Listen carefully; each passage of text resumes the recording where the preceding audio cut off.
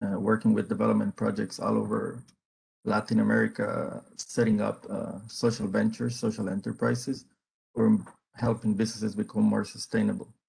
This is a very broad topic. I'm gonna try my best to cover it in like 20, 25 minutes so that we can have some time for questions. Yeah, so let's get started.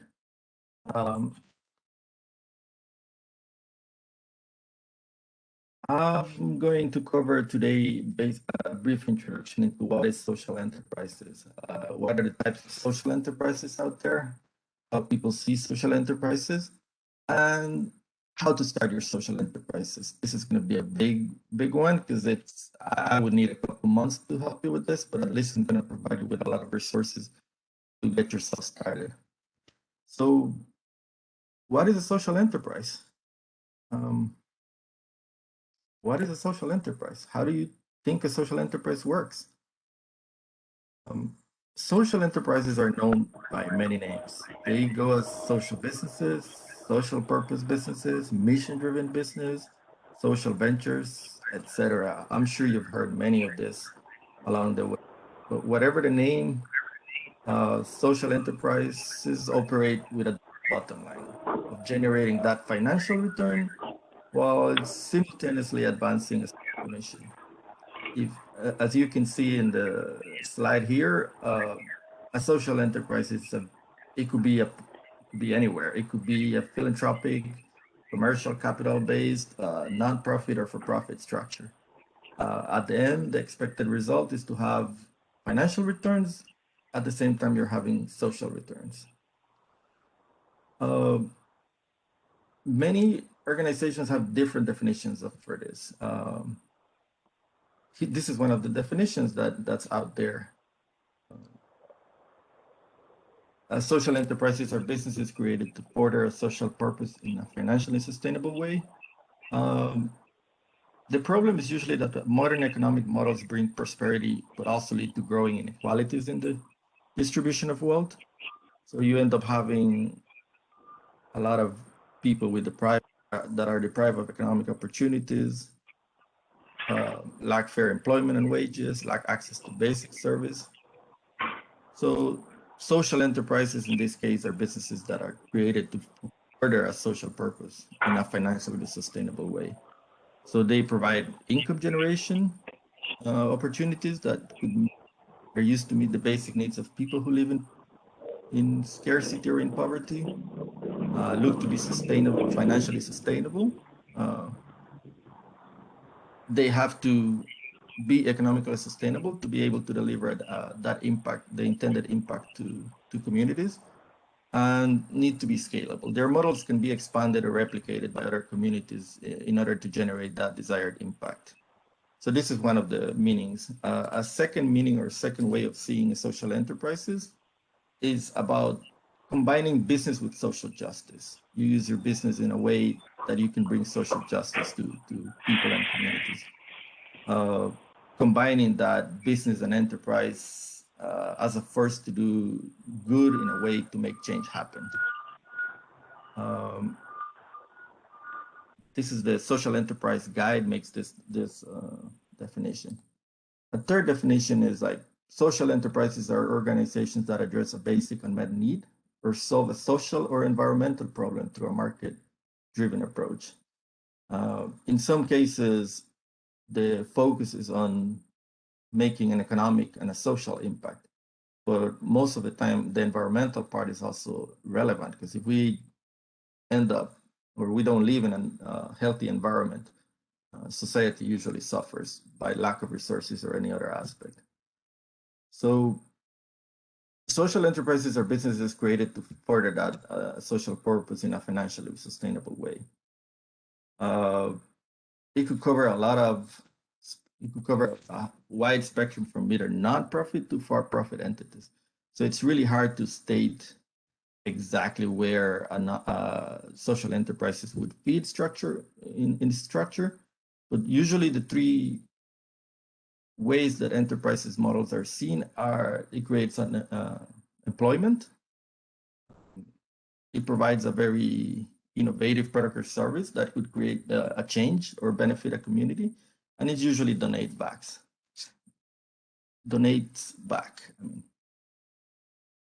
So in summary, social enterprise is that combination between achieving a financial incentive or financial value to provide a social impact, right?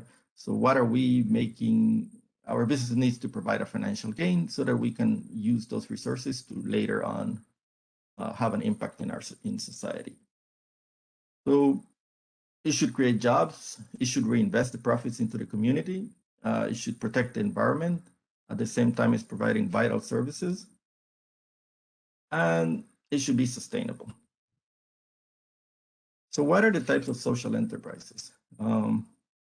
This is really hard to define. There's a lot of literature around that goes into detail about which way you should go in defining the types of social enterprises out there.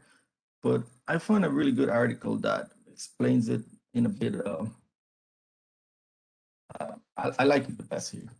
So the various social enterprises definitions can include some or all a number of models. They could go from small nonprofits using entrepreneurial practices on one end of the spectrum, big mainstream companies using environmentally sound practices, treating their employees particularly well, or donating a portion of their profits to pre-existing charities on the other hand. So there's like a wide range of nonprofits, for-profits, socially responsible, like you name it. It's you can be as creative as you want to be when you're thinking about your social enterprise. So let's look at the different ones that this article defines. So the first one is the entrepreneurial nonprofit.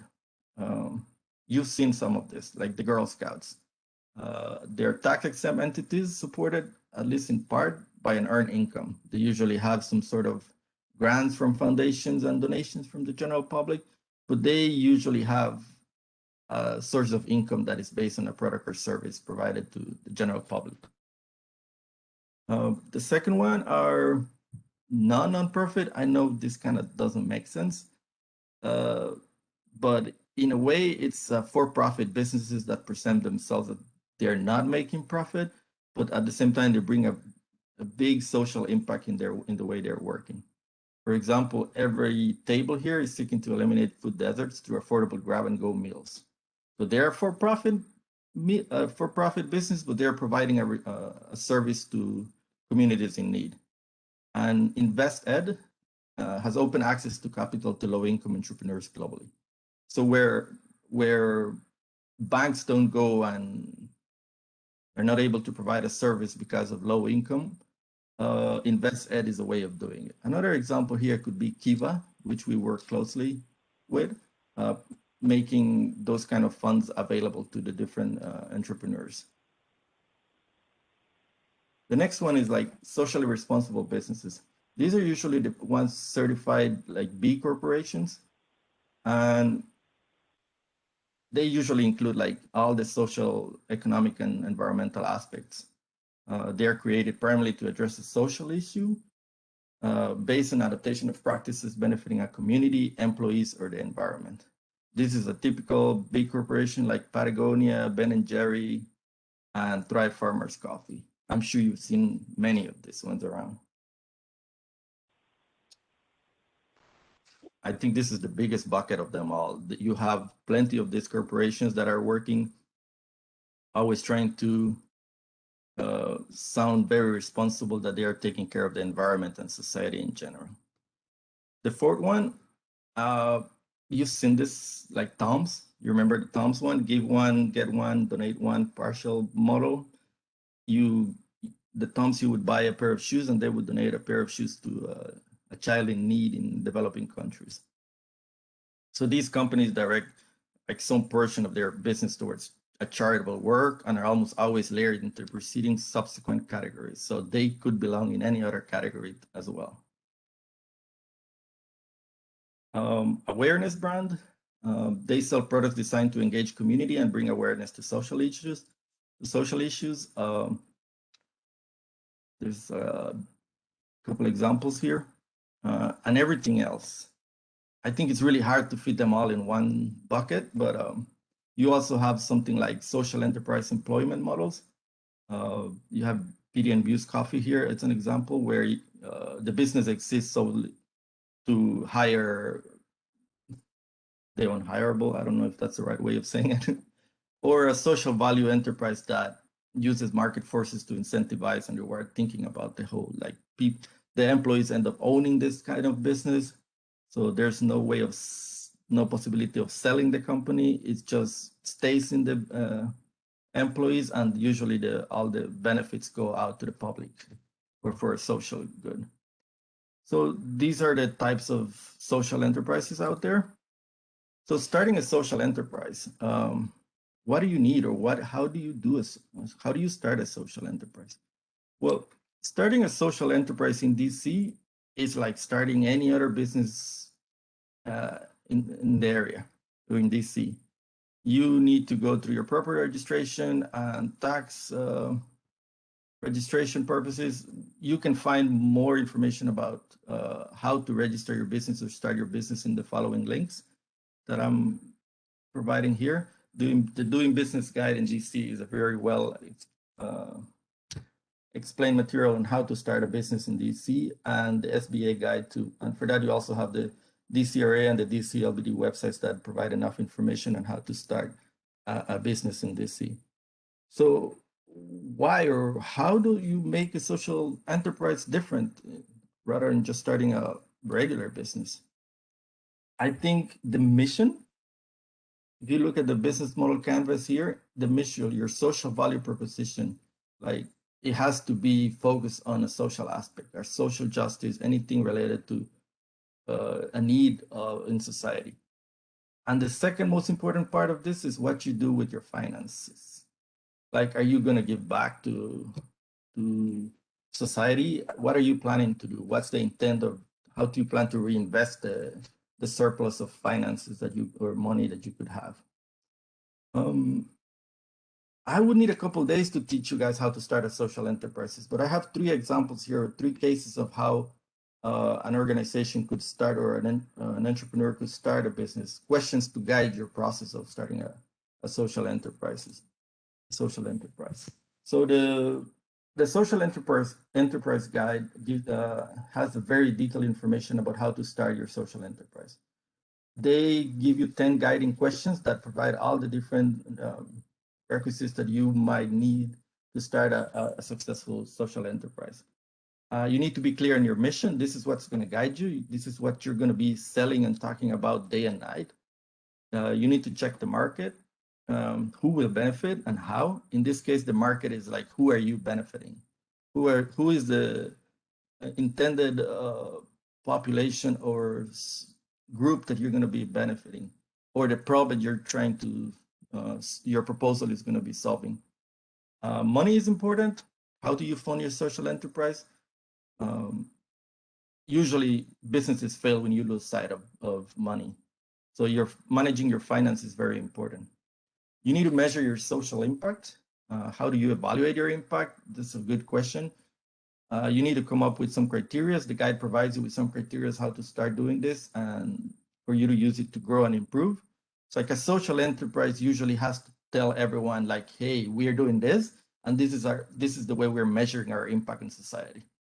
You need to find the right people. It's usually hard. I've started a couple of businesses by myself and I've failed twice.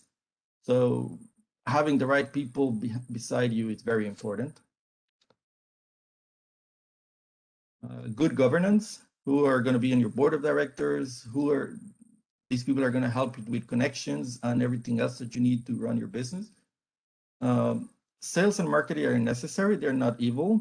This is basically a way of attracting businesses so that you can create more change. The legal structure, everything else that we discussed, the 7 previous points, will help you in one way or the other to define the right legal structure. And yeah, you should write a plan, define your business model, keep it simple and short, test it, and then adapt to see what works and what doesn't. And then network. Social entrepreneurship is about networking. You need to connect with different stakeholders and different organizations that could help you in one way or the other to succeed. The Ashoka guide provides 7 questions also, and it guides you on how to identify these different aspects along the process of in the guide. And these 7 questions are: what social problem have you identified and how are you responding to it? So it's basically asking you, what problem are you solving and how are you going to go on and try to fix it? What is your added value? What are you bringing to the table? Are you making change happen? How are you making this change happen? What is your development strategy? What are the steps by steps that you're going to be doing to achieve your social enterprises and make the change happen? Your economic model, how are you going to get money? How are you going to have that financial return to keep the business going? How do you accelerate your development? By collaborating with other stakeholders of society, which is networking. How do you measure your social impact again? And what is the best organization model for your project? This is something you will get to define, and I'm sure there's a lot of lawyer assistance that we could provide or connect you with for defining these different aspects. The last one, and this is kind of my favorite book that I've used a couple times, is the Social Entrepreneurship Playbook. They basically guide you step by step on how to pressure test your startup idea or your social enterprise, and then plan your social enterprise, and then to scale it. And it almost follows in one way or the other the different previous questions that I was presenting or talking about.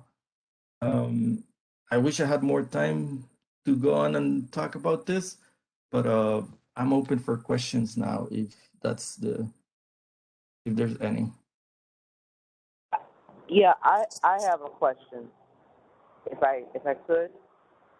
Hello? Yes. Go for it. Okay. So I ran a green-based business. I used to sell green business materials, building materials. And another way of looking at social enterprise is also where you're procuring your products from.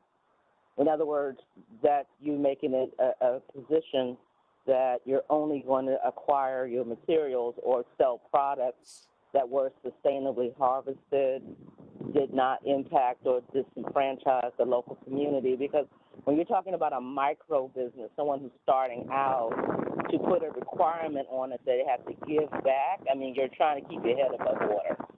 But that's also, how you're and also how you're educating customers about their acquisition. So there's another way of looking. Also, too, if you're going to have employees, how are you treating them within your business? So it's not always about giving back or putting money back out into the street. It could very well be how you're handling and selling products, and what you're how are you going to address that? I agree with you 100%. In this case, your sourcing, your suppliers, as a green business or as a social enterprise is also important. You're directly benefiting your source, your suppliers, which also creates that economic wealth for you to continue growing and for them to keep growing as well. At the same time, you provide a product or service, and you're benefiting the local communities. Any other questions? And I think on that, if folks are interested in learning more about both the sourcing side and the distribution side of thinking about sustainability, the 2 prior sessions in the Green Bean series did address that a lot. There are the recordings available. We'll circulate those links again afterwards. And there is also a session next week at the same time at noon in measuring and monetizing your impact, both in terms of where you're procuring from, where you're distributing, and all the other modes of impact. So you'll join us for that. And there is also an upcoming event with DOEE and DSLBD on refrigeration specifically. So want to share that in for those who may be interested in the other pieces of this work beyond what Vinicio shared. We have time for a couple more questions. Yes, may I jump in? Please do. Hi, good afternoon. Thank you, Vinicio, for your presentation. My question is on the type of entity best for a social enterprise. Would it look a particular way if you say are a limited liability company versus a nonprofit to build a structure for social enterprise? Can you give some insight there? Thank you. Yeah, I didn't go deep into defining the legal terms here because according to the literature, you can have a social enterprise or focus on making your business do good social justice, be better at managing your resources and benefit communities. It's because any legal structure is okay as long as your mission is in the right direction and you are contributing to to benefiting society in general. Any structure is valid. Thank you. Most of the time, or the big load, the big bucket of organizations or businesses working in social enterprises are corporations. But it doesn't necessarily needs to be one specifically defined for a particular social enterprise. So anyone could be. That's my short answer. Thanks. Yeah, and tax implications are what defines the structure you're choosing.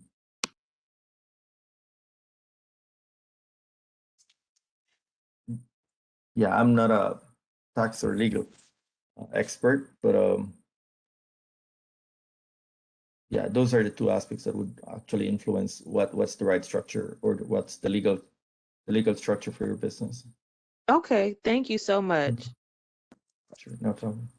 And Najwa, there's a number of other resources in the chat that have been shared. So in particular that you can, the DSLBD team mostly supports social enterprises that are registered as businesses because we support small and local businesses. So if anyone would like to talk more about starting your social enterprise, you can schedule time with us at bit.ly/booking_booking, all caps. And if you're interested in deciding between those legal structures, certainly recommend reaching out to the DC Bar Pro Bono Center that offers free counseling for small businesses on the legal implications of those structures. And then on the tax side, reaching out to a tax advisor. Vinny, one other question came through in the chat, which was, can you give an example of a company that allows 50% of the business from trading? It was a reference from a prior slide on the different types of social enterprises.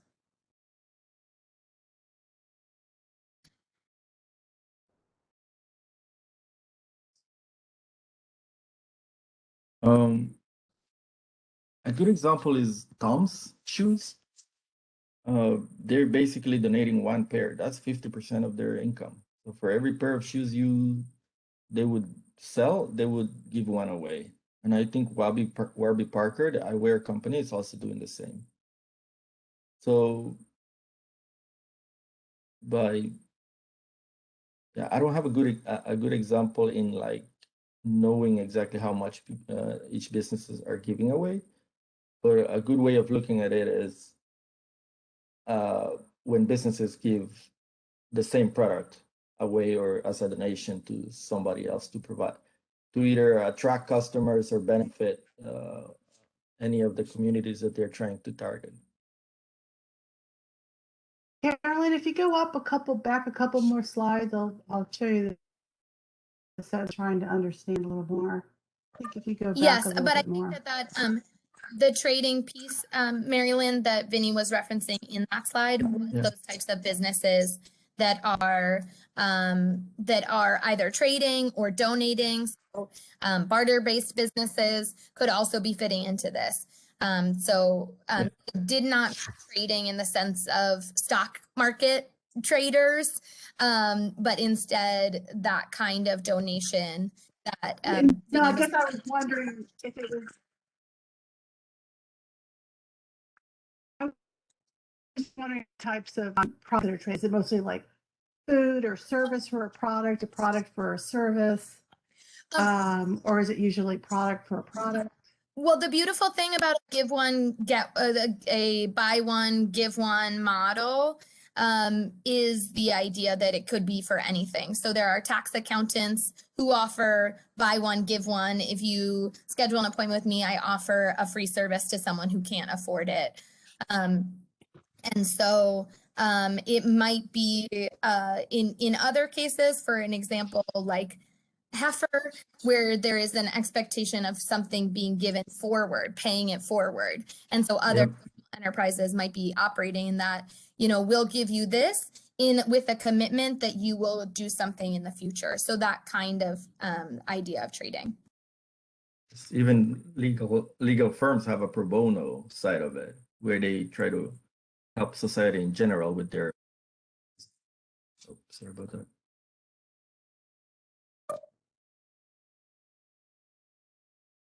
So with our last minute, are there any other questions? I have like one more question. I'm sorry if I'm taking over the conversation. Is there any way DSLDB could revisit their CBE program? Because again, you know, being a micro business, you have companies that are considered CBEs that we would compete against that are, you know, well-funded, older businesses, you know, $1 million businesses with multiple locations. Is there any way that you could maybe create a way that social enterprises could compete within that platform, or open a door to make a separate group that's you know, and especially for very, very small businesses? Well, thank you so much for that feedback. And yes, I have Kate on the line who offered to address that. Hi, this is Kate Merritt. I'm a program manager for this team at DSLBD. I think the first thing that I will mention, just so that you know, is that our team does not deal directly with the CBE program. But for those who are interested in thinking about how it is legislatively set up, questions for what you're talking about right now typically come through in the actual legislation. And so that is something that can definitely be addressed to elected officials. In terms of just getting additional support for your CBE, working within the current system as it stands, we do hope that you are working with the Procurement Technical Assistance Center and the Business Opportunities Division. If you're having troubles getting connected, or if you'd like additional help after that, we do have direct technical assistance that my team provides, and we'd be happy to help, you know, sort of with the current system. But if you're interested in some structural changes, that's a great topic to take to your elected officials. Thanks so much, Kate, for that. And thanks to everyone for their time. We are at time today. So we will stop the recording. You can see our recording at the DSLBD InnoEd YouTube if you missed any part of it. And I would love to invite everyone to join me in thanking Vinicio for this presentation today. Thanks, Thank Vinny. you very much. Thank you for the opportunity. Thank you. Thank you. And as always, if you have other questions that were not able to be answered today, you can reach us out at inno.ed, inno.ed@dc.gov. And thank you, Patricia, for offering your email address. That's patricia.harrisona@dc.gov with for folks who have any questions. All right, thank you so much, and have a wonderful rest of the day. Thank you. Bye. Bye. And Camille, if you can please stop the recording now. It looks like I no longer have access as the host. Okay. Well, I'm just going to end the meeting. Thank you, everyone, so much.